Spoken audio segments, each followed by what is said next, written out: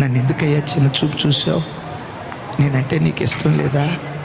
నేనంటే నీకు ప్రేమ లేదా? నా భక్తి నీకు నచ్చలేదా? అసలు నేనే నీకు నచ్చలేదా? ఎందుకయ్యా ఆపద వెంబడి ఆపద? ఎందుకు నా బ్రతుకులో ఈ శ్రమను అనుమతిస్తున్నావని మీలో ఎవరైనా ఏడుస్తూ ఈ ప్రార్థనకు వచ్చారా?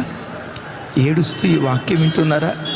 ఈరోజు కాల్చబడుతున్న తమ్ముడు, ఈరోజు శ్రమల కొలిమిలో నల్లగొట్టబడుతున్న చెల్లి, ఈరోజు ఎంత నలుగుతున్నావో భవిష్యత్తులో అంత వెలిగేటట్లుగా దేవుడు కార్యం చేయబోతున్నాడు.